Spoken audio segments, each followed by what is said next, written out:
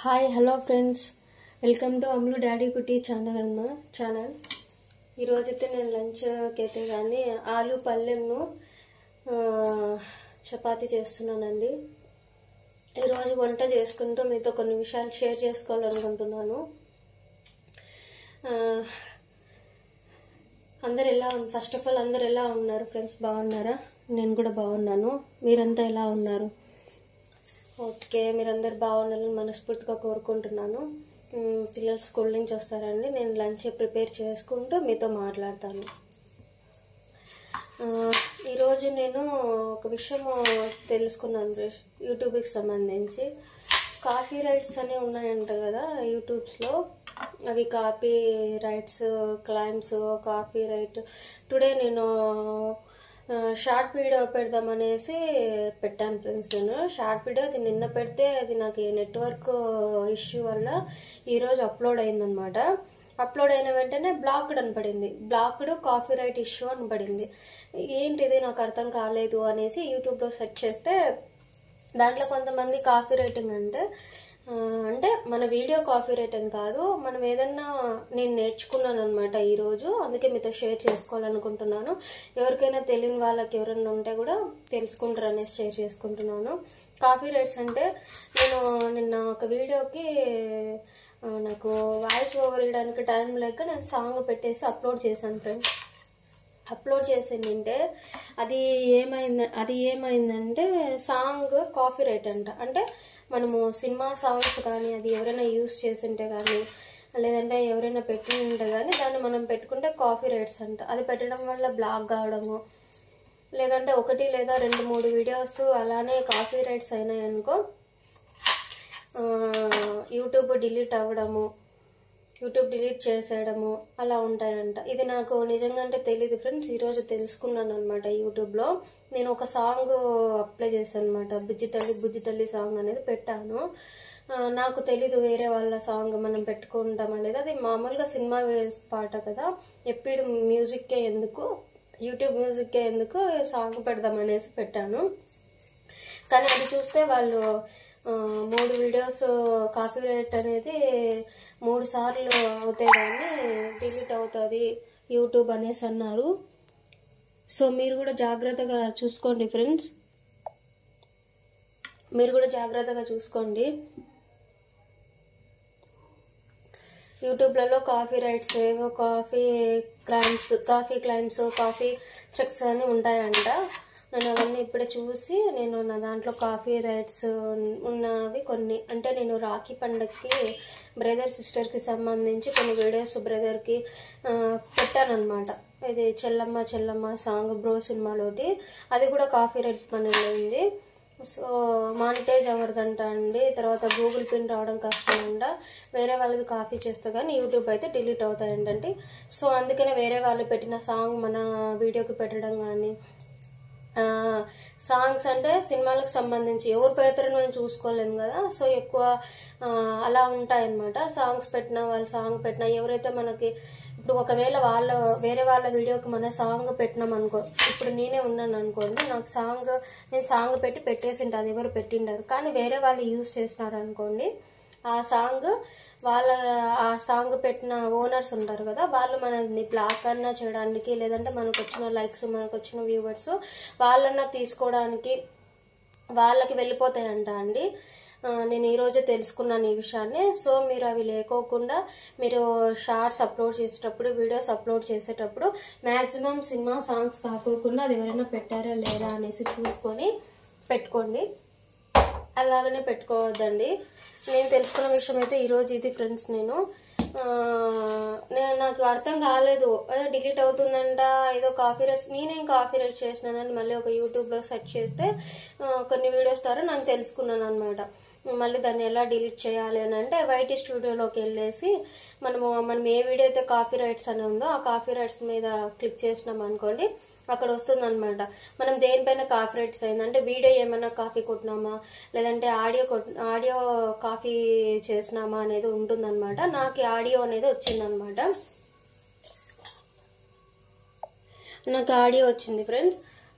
So అందుకనే నేనేం చేస్తున్నాను, యూట్యూబ్లో చూసినట్లు కాపీ రైట్స్ని లేకోకుండా, అంటే నేను ఆ సాంగ్స్ తీసేసి ఎరేజర్ అనే ఆప్షన్ ఉంటుంది, లేదంటే కానీ ఎరేజర్ ఆప్షన్ కానీ, లేకుంటే సాంగ్ తీసేసి ఓన్లీ వీడియోస్ రన్ కావడం కానీ, అది క్రోమ్లోకి వెళ్ళి చేయాలంటే నేను అవి చేసేసుకొని నేను నాన్ అని పెట్టువేసుకున్నాను. అంటే కాపీ రైట్స్ లేకోకుండా చూసుకున్నాను. సో మీరు కూడా వీడియోస్ అప్లోడ్ చేసేటప్పుడు వేరే సాంగ్స్ లేకోకుండా, వేరే వాళ్ళ సాంగ్ యూస్ చేసుకోకుండా, మీరు కూడా మనకు తెలియదు కదా, అందుకని మ్యాక్సిమం మీరు వాయిస్ ఓవర్స్ కానీ సాంగ్స్ ఎవరైనా పెట్టేది కాకోకుండా జాగ్రత్త వహించి పెట్టండి, లేదంటే ఛానల్ అనేది మానిటైజ్ అవ్వదంట. సో ఫ్రెండ్స్, జాగ్రత్తగా చూసుకొని చేసుకోండి. నేను ఈరోజు తెలుసుకున్న విషయం అయితే ఇదండి, అందుకే మీకు కూడా చెప్తున్నాను. అండ్ అదర్ టాపిక్ అండి, చాలా ఉన్నాయి టాపిక్స్ షేర్ చేసుకో. అదర్ టాపిక్ వచ్చేసి మీతో మాట్లాడుకుంటూ చపాతి పిండి పిసికేసినానండి, ఆలు ఉడుకుతున్నాయి అన్నమాట. అదర్ టాపిక్స్ ఏం షేర్ చేసుకోవాలి, చాలా ఉన్నాయండి షేర్ చేసుకోవాలంటే. ఏం చేసుకోవాలనేసి ఓకే, పిండి అయిపోయిందండి. తర్వాత కొద్దిసేపు పక్కన పెట్టేసి మనం ఆలులోకి కావాల్సినవి మిక్స్ పెడదాం. నేను ఆలు వచ్చేసి పచ్చిమిర్చితో చేయాలనుకుంటున్నాను.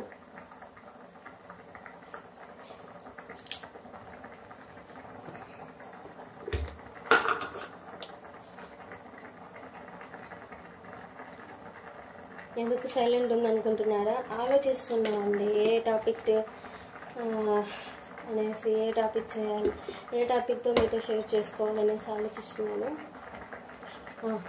గుర్తొచ్చిందండి, మొన్న నేను రీసెంట్గా ఒక రీల్ చూసానండి, ఎఫ్బీలో అనుకుంటా, సుమన్ టీవీ వాళ్ళు అనుకుంటా, దాన్ని ఎవరో తెలీదు అప్లోడ్ చేశారు. అది దాంట్లో ఎవరో టీచర్ అంట అండి, ఆయన 5th క్లాస్ చదివే అమ్మాయో 6th క్లాస్ చదివే అమ్మాయి పైన బలవంతం చేసినాడు, అత్యాచారం చేసినాడు అనేసి అన్నారు. అసలు అది విన్నప్పటి నుంచి నాకు ఎలా ఉందంటే, నాకు అర్థం కాదు ఒకటి చిన్న పిల్లల పైన కనీసం 9 months, 8 years, 6 years, 5 years ఈ పిల్లల్లో వాళ్ళకి ఏం కనిపిస్తుందో ఏమో నాకు తెలియదు, కానీ నేనైతే హార్ట్ఫుల్గా చెప్తున్నాను, చాలా చాలా చాలా ఏడుపు వచ్చేస్తుందండి ఇవన్నీ చూడడం వల్ల. నేను ఒక ఆడపిల్లకి తల్లిని కదా, నా ఆడపిల్లని నా కూతుర్ని నేను ఎలా రక్షించుకోవాలి? స్కూల్కి పంపిద్దామంటే భయము, ఎక్కడికైనా అంగడికి పంపిద్దామంటే భయము, ఎక్కడికి పంపించాలన్నా భయంగా ఉందండి. ఒంటరిగా పాపను ఒక్కటి పంపించాలంటే భయంగా ఉంది. ఇంకేస్ అనుకోవచ్చు అది ఎక్కడో జరిగితే ఇక్కడేమి నువ్వెందుకు భయపడుతున్నావు అనేసి అంటారు మా పిన్ని వాళ్ళు కానీ, మా కజిన్స్ కానీ, మా కొలీగ్స్, వీళ్ళందరూ అంటారు బయట ఎక్కడో జరుగుతుంది ఇక్కడ కాదు కదా. తెలియదు కదా ఎక్కడ జరుగుతుందని తెలిస్తే ఇది జరగకుండా మనము చూసుకుంటాం కదా. ఇప్పుడు అలా కాదు కదా, ఇక్కడ ఇది జరుగుతున్నప్పుడు చాలా ఏడుపు వస్తుంది ఫ్రెండ్స్. ఏం చేయాలి, మనం ఏం చేయలేకపోతున్నామే. అమ్మాయిలు ఎంత బాధపడుతున్నారు, వాళ్ళు ఎంత నరకం అనుభవిస్తున్నారు. ఆ చిన్న పిల్లలు ఫ్రెండ్స్, అసలుకి ఏడుపు వచ్చేస్తుంది అన్నమాట. ఆ పిల్లల్ని ఇప్పుడు అమ్మ వాళ్ళు కష్టపడి వాళ్ళని పెంచాలనుకొని వాళ్ళు ఉద్యోగంలో కూలీకో వ్యవసాయం చేసుకుంటానో ఉద్యోగాల పరంగానో ఏదో చేసుకుంటూ పిల్లలను స్కూల్ పంపిస్తే స్కూల్లో ఎక్కడా సేఫ్టీ లేదు. చిన్న పిల్లలకు కూడా, అమ్మాయిలకి కాకోకుండా చిన్న పిల్లలకు కూడా లేదు. అసలు ఎలా చేస్తే ఇవి ఆగిపోతాయని కూడా అర్థం కాకుందండి నాకు. నేను ఇట్లాంటివి చాలా చాలా విన్నాను, అందరూ వినింటారు ఇంకేస్, కానీ నాకు హార్ట్ఫుల్గా నాకు చాలా చాలా బాధగా ఉంది. ఏం చేయలేనే, ఒక్కొక్కసారి ఏడ్ చేస్తున్నాను. మీకు గుర్తుందో లేదో నాకు తెలీదు, ఒక 5 years బ్యాక్ అనుకుంటా, పాప పేరు రాణి అన్నమాట. వాళ్ళకి కొత్తగా పెళ్ళి, నల్గొండ డిస్టిక్ అనుకుంటా అమ్మాయి వాళ్ళు. అమ్మగారింటికి ఏమో వచ్చిందంట అండి. అమ్మగారింటికి వచ్చింది, వాళ్ళకి 3 years తర్వాత పాప పుట్టింది. పాపను బాగా అపురూపంగా చూసుకుంటున్నారు. వాళ్ళ నాన్న రానమ్మ అని పిలుస్తాడు. 9 months బేబీ అండి. ఎంత పెద్ద అమ్మాయో కాదు, 9 months 10 months బేబీ. ఇలా సమ్మర్లో హాలిడేస్ అనేసి అమ్మ వాళ్ళు ఇంటికి వచ్చారు. ఇంటికి వస్తే ఆ అమ్మాయిలో ఏముందండి, చిన్న అమ్మాయిలో ఏముంది చెప్పండి? నాకు అస్సలు అర్థం కాకపోతుందండి. ఎందుకు ఇలా ఇంత కిరాతకంగా, ఇంత సైకోయిజంగా, ఇంత స్టాటిస్ట్గా ఎవరు ఉన్నారనేది అర్థం కాకపోతుందండి. నేను ఈ స్టోరీ ఇది చూసినప్పుడు ఆ రోజు నేను ఏడ్చిన ఏడుపు నిజంగా చెప్తున్నానండి, చాలా చాలా ఏడ్చాను. 9 months బేబీ, తల్లి పక్కన పడుకున్న బేబీని తీసుకొని వెళ్ళి వాడు అరాచకం, అత్యాచారం. మా అమ్మాయి నోరు రాదు, ఎవరిని పిలవలే, ఏడవడం తప్ప ఎవరిని హెల్ప్ అని అడగలేదు. అఫ్కోర్స్ ఇక్కడ ఏం జరిగినా మనకెందుకులే అనుకొని వెళ్ళిపోతారు తప్ప అక్కడ ఒక అమ్మాయికి అన్యాయం జరుగుతుంది మనం మాట్లాడదామని అనుకోరు. అందరినీ అంటలేనండి, కొంతమందిని మాత్రమే అంటున్నాను. ఇవి కల్లారా చూసినప్పుడు మనం కనీసం ఆ అమ్మాయికి అక్కడ ఏదైనా జరుగుతున్నప్పుడు, ఇప్పుడు ఎందుకు బయటికి వెళ్తున్నప్పుడు ఒక అమ్మాయిని వాడు ఎవడన్నా అల్లరి పట్టిస్తుంటే ఏం రా ఎందుకు పడుతూ అమ్మాయిని ఎందుకు అలా ఏడిపిస్తున్నావు ఏమని అడగరండి. మనకెందుకులే అని వెళ్ళిపోతారు. అలా నేను చాలా తెలియదు కానండి, ఆ 9 నెలల అమ్మాయికి జరిగినప్పుడు నేను చాలా చాలా బాధపడినాను, చాలా ఏడ్చినాను. చాలా అంటే చాలా అండి. నేనేం చేయలేకపోతున్నానే, ఆ అమ్మాయిని కాపాడుకోలేకపోయాం, ఆ అమ్మాయికి న్యాయం చేయలేకపోతున్నాం. నేను ఒక ఆడపిల్లగా ఉండి అంత చిన్న బేబీకి, పాలు తాగే పాపకి అలా జరుగుతుంటే ఏం చేయలేకపోతున్నామని చాలా చాలా ఏడ్చానండి. చాలా ఏం చేస్తే ఆగిపోతుంది తెలీదు, నా చేతిలో ఏమీ లేదు. నేను మామూలుగా ఒక పర్సన్ని, నార్మల్ పర్సన్ని, ఏం చేయలేకపోయి చాలా ఏడ్చాను. నేను ఇన్కేస్ ఎలా ఏడ్చానంటే చాలా, అంటే నా హార్ట్ పగిలిపోయేంతగా ఏడ్చాను ఆ అమ్మాయికి జరిగినప్పుడు. నేను దేవుని దగ్గర ఒకటే అడిగాను, ఆ అమ్మాయిని మీకు కాపాడే శక్తి ఉన్నా మీరు కాపాడలేకపోయారు. ఏమన్నంటే ఆమె తలరాతలో ఉంది అనుకుంటున్నారేమో స్వామి, కానీ ఆ అమ్మాయి ఏమో చనిపోయింది. ఆ బాధ తట్టుకొని ఎంత పెయిన్ అనుభవించిందో, ఎంత చేసిందో, ఇంకొక అమ్మాయికి రాకోకుండా చూడమని అంటే మళ్ళీ నెక్స్ట్ అదే ప్రాసెస్ జరుగుతున్నాయండి అన్నీ. వాడికి శిక్ష పడేంత వరకు నేను పూజ చేయను, నేను నీకు దండం పెట్టాను, నువ్వు ఏది చేయాలనుకున్నావో అదే చేయి, వాడు శిక్ష అనుభవించేంత వరకు నేను మాత్రం నీకు పూజ చేయను, నీకు దండం పెట్టానని నేను అసలు పూజ చేయడం మానేసినానండి. ఎందుకంటే నేను ఒక ఆడపిల్ల తల్లినండి. నా కూతుర్ని నాకు ఇన్కేస్ ఫస్ట్ నాకు బాబు పుట్టారండి. నాకు బాబు పుట్టిన తర్వాత చాలా మంది నీకు మళ్ళీ బాబే పుడతాడు, నీ ముఖం చూస్తే అలా ఉంది ఇలా ఉందంటే వద్దు, నాకు అమ్మాయే కావాలి. నాకు ఫస్ట్ అమ్మాయే కావాలనుకున్నాను, బాబు పుట్టాడు. సరే సెకండ్ టైం అయినా పాప కావాలనుకొని నేను ఎంతమంది దేవుళ్ళకు మొక్కొని, ఎంతమంది దేవుళ్ళకి నేను ఈ పూజ చేపిస్తా, నేను ఆ పూజ చేస్తా అని అంతమంది దేవుళ్ళకి, మా అమ్మ వాళ్ళ ఊర్లో ఎంతమంది దేవుళ్ళ గుళ్ళు ఉన్నాయో అందరికీ పూలదండ వేపించి అందరికీ టెంకాయలు కొడతానని, గుళ్ళో ఎన్ని గుళ్ళు ఉన్నాయో అందరికీ నేను కొడతాను, నాకు నా కూతురు పుట్టాలి, నాకు కూతురే కావాలి అనేసి నేను అంతమంది దేవుళ్ళకి కానీ మొక్కొని ఆ పాపను కంటే, ఇవన్నీ జరుగుతున్నప్పుడు సొసైటీలో నా బిడ్డని నేను ఎలా పెంచాలి, ఎలా బయటికి పంపించాలి, ఎవరిని నమ్మి పంపించాలి అని నాకు అర్థం కాలేదండి. చాలా ఏడ్చా, అసలుకి చాలా బాధపడ్డాను, ఏం చేయాలో తెలీదు.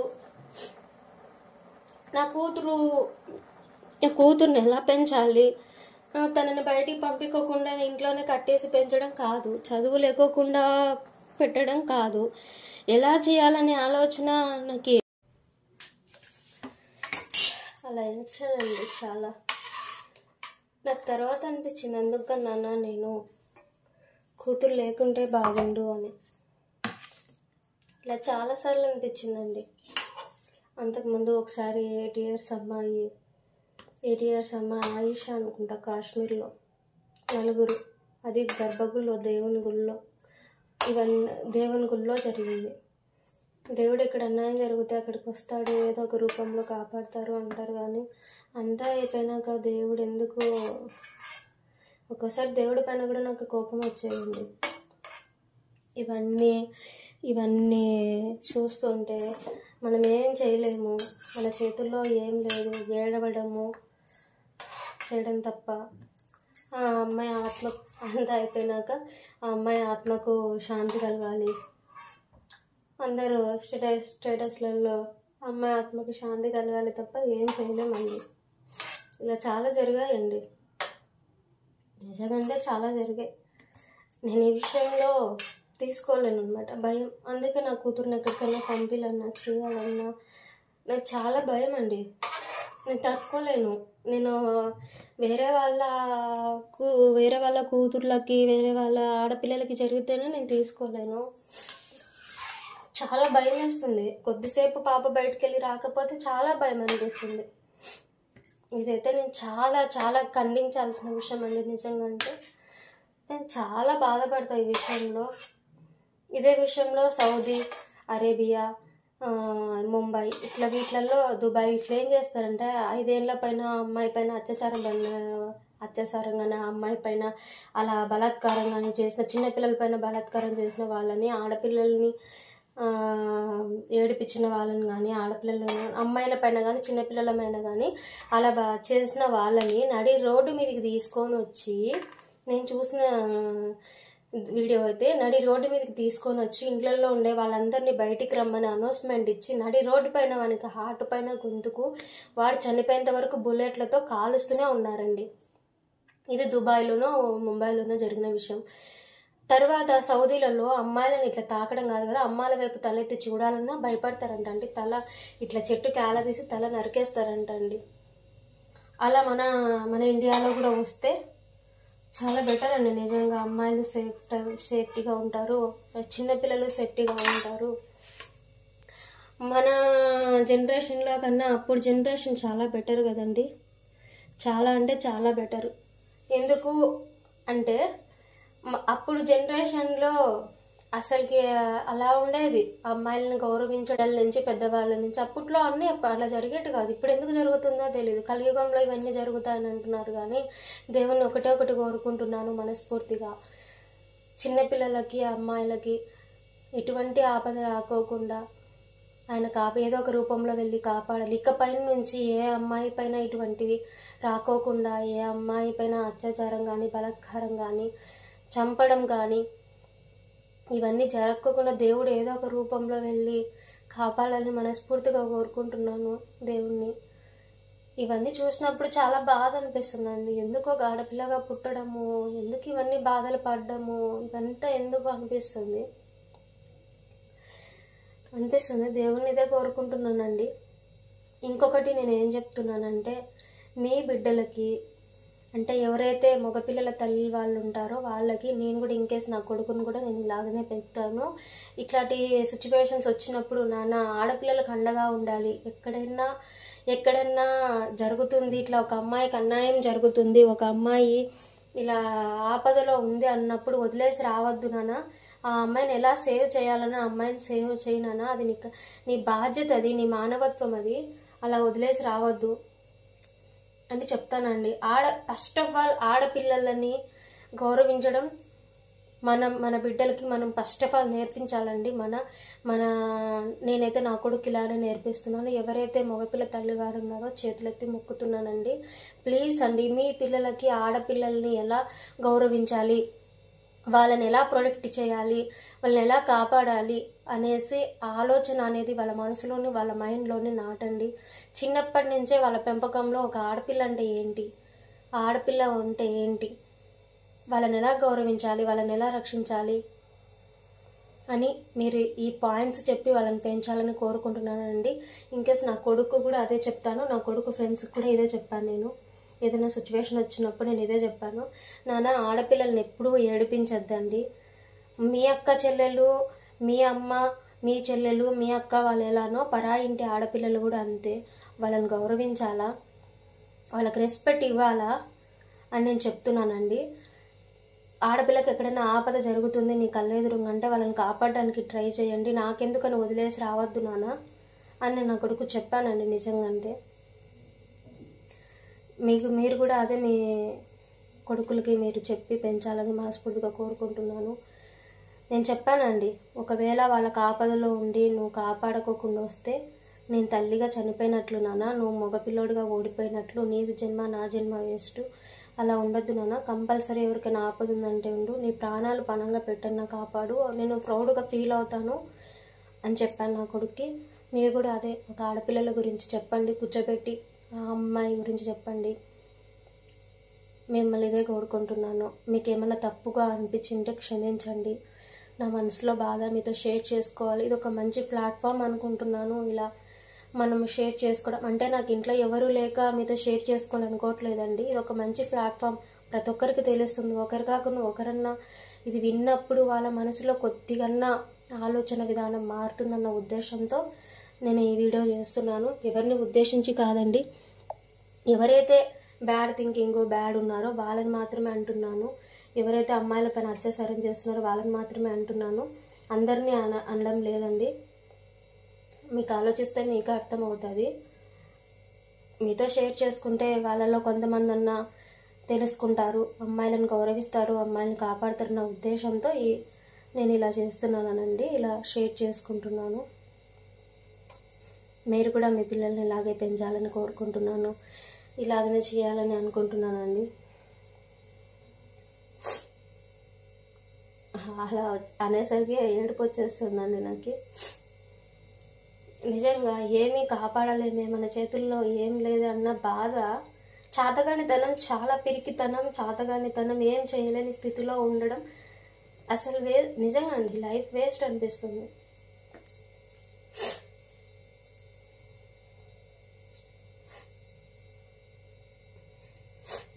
ఓకే ఫ్రెండ్స్, ఈ రోజుకి ఇంతతో షేర్ చేసుకున్నాను. కొద్దిగా బాధ అనిపించింది, కానీ చెప్పానుగా ఏదైనా చిరునవ్వుతో ముందుకెళ్ళాలని. సో చిరునవ్వుతో మీ అందరికీ చెప్తున్నాను. కొద్దిగా ఆలోచించండి, కొద్దిమంది అయినా ఆలోచన పద్ధతులు మార్చుకుంటారని చెప్తున్నాను. థ్యాంక్ యూ సో మచ్ నా వీడియో చూసిన వాళ్ళందరికీ. నా వీడియోస్ మీకు నచ్చి మీ మనస్ఫూర్తిగా నన్ను కూడా యూట్యూబ్ ఛానల్లోకి ఆహ్వానిస్తారని లైక్ చేయండి, సబ్స్క్రైబ్ చేయండి, కామెంట్ చేయండి. మీ కామెంట్ రూపంలో మీరు ఏమన్నా నాది మీకు రీచ్ అయ్యింది, నువ్వు కరెక్ట్గా మాట్లాడావమ్మా అని అనిపిస్తే మీరు కూడా కామెంట్ రూపంలో నాకు ఏమన్నా చెప్పాలనుకుంటే చెప్పండి. నేను మీ కామెంట్స్కి నేను రిప్లై ఇస్తాను. థ్యాంక్ యూ సో మచ్ అండి. Thank you so. ఇదిగోండి ఫ్రెండ్స్, ఆలు పళ్ళెము చపాతీ ప్రిపేర్ అయిపోయింది. మీతో మాట్లాడుకుంటూ నేను అలాగనే పిల్లలు వస్తారని కొద్దిసేపు వీడియో ఆఫ్ చేసి చపాతీని ఇది తాలింపు పెట్టేశాను. ఇప్పుడు చూపిస్తున్నాను మీకు. సో ఈ రోజుకైతే ఇదండి, నాకు మీతో షేర్ చేసుకోవాలనిపించింది, షేర్ చేసుకున్నాను. మీ లంచ్ ఏంటి, మీరు లంచ్ అయిపోయిందో లేదా, మీరు కూడా టైంకి తినండి, హ్యాపీగా ఉండండి, బీ హ్యాపీ, కీప్ స్మైలింగ్ అండి. బాయ్ అండి.